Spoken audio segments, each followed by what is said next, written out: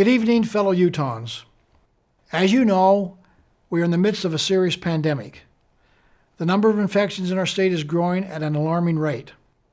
Our hospitals in Utah are among the best in the world, but they cannot give the best care when hospitals are at capacity and medical professionals are exhausted and spread too thin.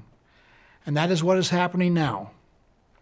In our war against COVID-19, we need our doctors and our nurses, and now they need us. They're pleading for our help. The stakes are high. Lives are at risk as COVID-19 cases surge, and we report record hospitalizations and new deaths day after day. Our hospitals are full. This threatens patients who rely on hospital care, from everything from COVID-19 to emergencies like heart attacks, strokes, surgeries, and trauma.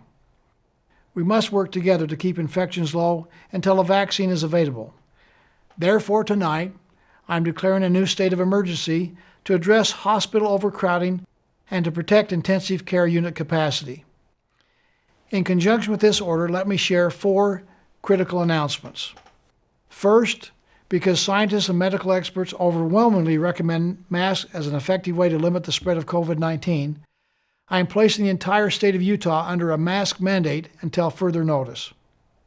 Businesses must require employees to wear masks and to promote mask wearing to their patrons and to visibly post signage to that effect.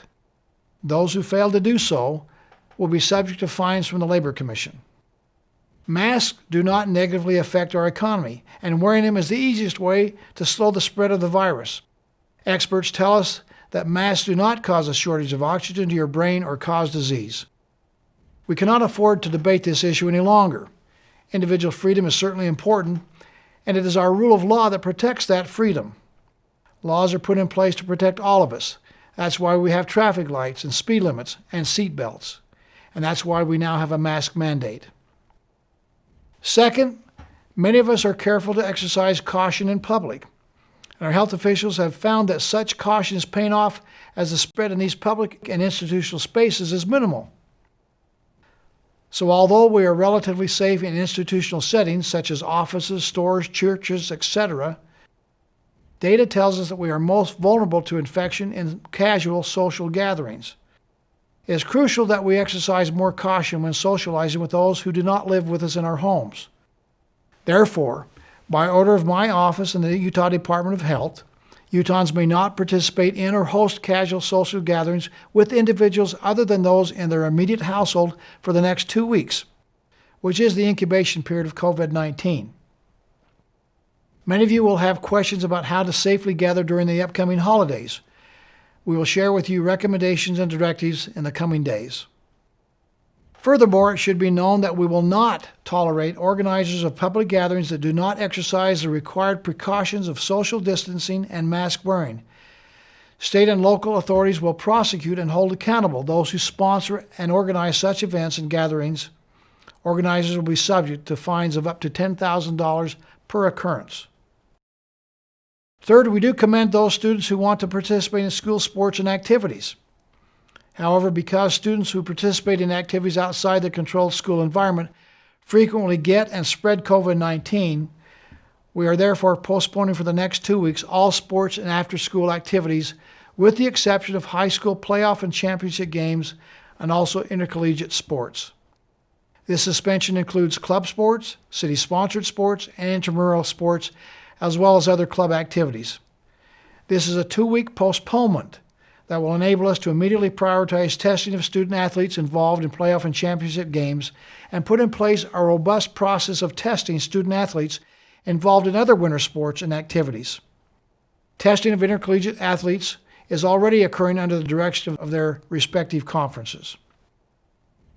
Furthermore, students should not gather in social groups outside of regular school hours during the next 2 weeks and must be very careful thereafter.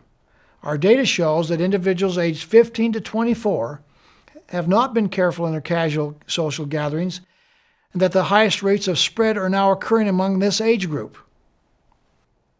Fourth, during this 2-week period, our public health teams will significantly expand our testing operations. During this 2-week period and beyond, we will test more people who have symptoms, and we will also launch a targeted testing program for those who don't have symptoms. This will begin with weekly testing for our university students and expand to include high school students who participate in extracurricular activities, people in the workplace under the age of 35, and our high school teachers. We will also expand the role of our National Guard in testing and contact tracing. Now let me be clear. What I have shared with you this evening is not a shutdown of our society or our economy. We're not closing any businesses.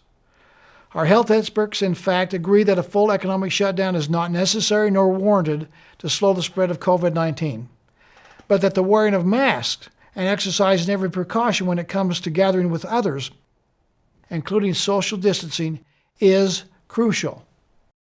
Utah is open for business. You can still shop, dine in, or carry out, exercise, worship, and recreate, and many other things. We are just saying stay within your household group whenever possible, particularly for the next 2 weeks. Also, there's more that you can do. For example, you can get your flu shot. Our hospitals have now started treating the first influenza cases of the season. And by getting a flu shot, you can save critical hospital space for others. Finally, I know it is easy to become discouraged. We have lost 659 Utahns to this cruel virus. Too many have lost jobs and worry about how to pay for food and housing. Too many feel isolated and alone. Simple actions can make a critical difference. So let's find ways through technology and other means to help each other through this difficult time. If your needs are immediate and critical, please call 211. We must all remain vigilant until a vaccine is widely available, but we cannot wait upon a vaccine knowing the havoc that this pandemic has wreaked on families, schools, and businesses. We must do more, and we must do it now. That is why I've issued these critical orders and mandates. But there is no legislation or executive order that can mandate civility, respect, and basic consideration for others.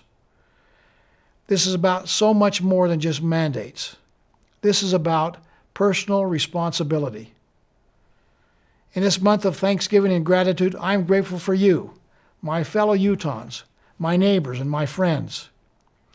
I've seen you do remarkable things in my 11 and a half years as governor. I've seen our state face extraordinary challenges and overcome great adversity. I ask you now, and I implore you, to do everything within your power to stop the spread of this disease. The day will come when we won't have to wear masks or social distance, when we'll be able to see everyone we love and care about and give hugs and handshakes without worrying about unknowingly spreading this disease. I hope this day will come sooner rather than later. In the past, when we have had natural disasters, we have all come together to give assistance to our neighbors, sacrificing whatever we can to help them out. This crisis is no different. It is time for the divisiveness to end and for all of us as Utahns to unite in making whatever sacrifices are necessary to help our neighbor and to bring healing back to our state. I know that we can and that we will prevail as we all make the small sacrifices necessary to save many lives and protect our health. May God bless us in this effort. May God bless you. May God continue to bless the great state of Utah. Thank you, and good night.